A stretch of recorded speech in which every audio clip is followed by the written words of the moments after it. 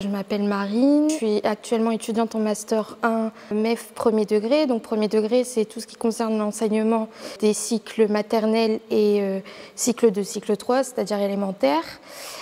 J'ai 24 ans et j'habite sur Arras actuellement. Il faut savoir que je vais reprendre un petit peu mon passé.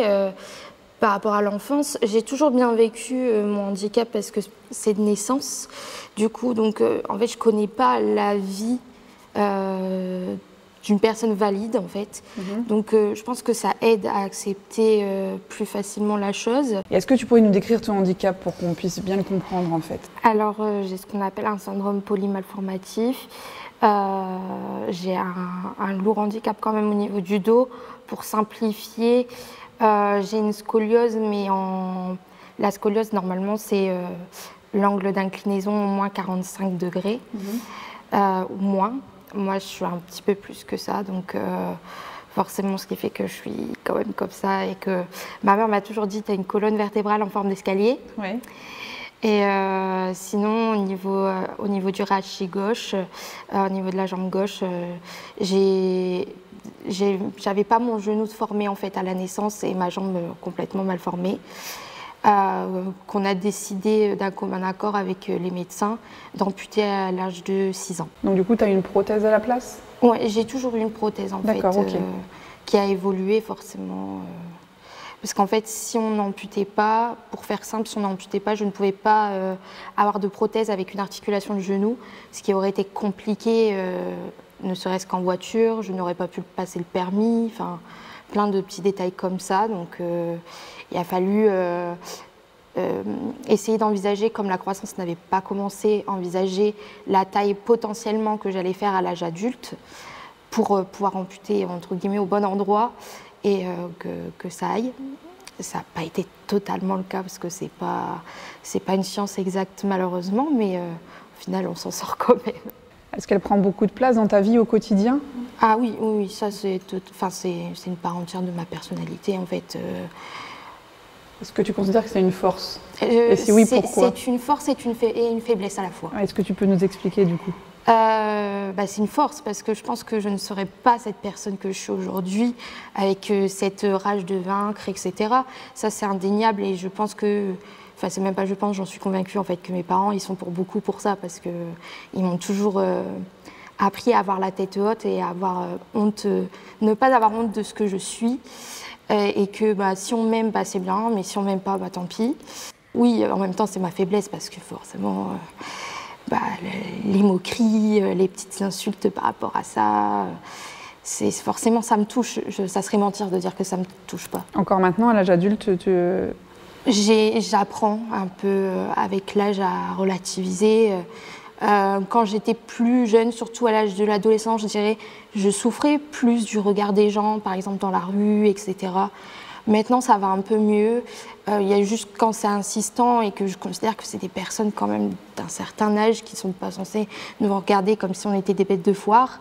Là, ça me dérange un peu plus et souvent je regarde très mal et je toise, donc ils comprennent un petit peu. Après, sinon, par exemple, au supermarché, des jeunes enfants, etc.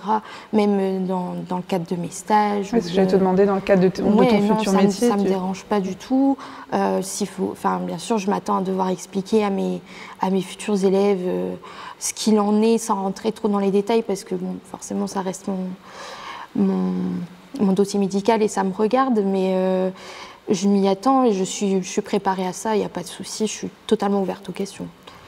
Est-ce qu'il y a un événement marquant dans la vie que tu as vécu pour l'instant, lié à ton handicap, qui t'a marqué justement et que tu voudrais partager?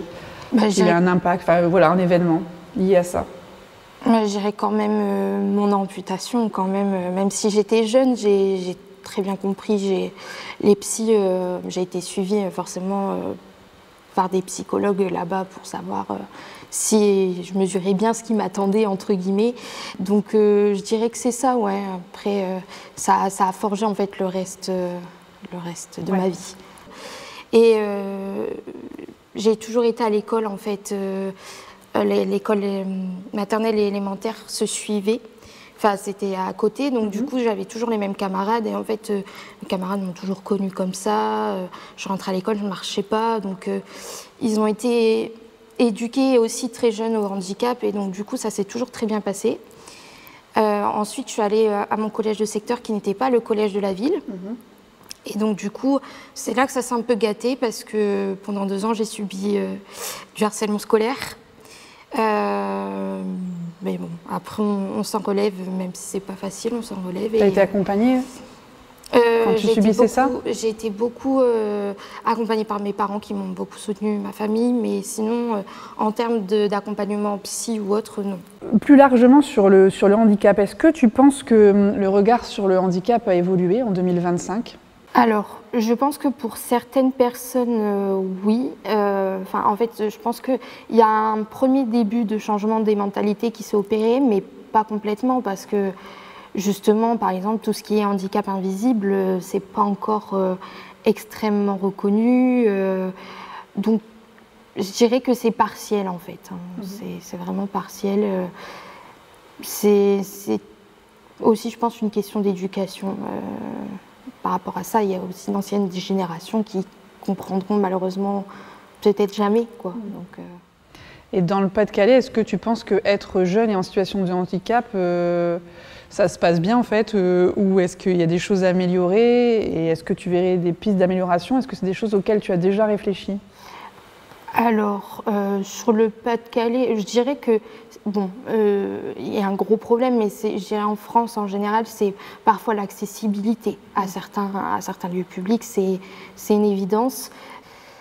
Mais oui, c'est le gros point noir en fait, c'est l'accessibilité. Après, bien sûr, c'est un problème qui, moi, se pose à moi parce que je suis handicapée moteur, mais forcément, quand c'est un handicap mental ou autre, même invisible, ils ont peut-être moins, je dis peut-être, parce que je ne suis pas concernée, donc je ne peux pas savoir à 100% leur quotidien, mais ils sont peut-être moins concernés par ça. Mais je dirais l'accessibilité. Merci beaucoup, Marine.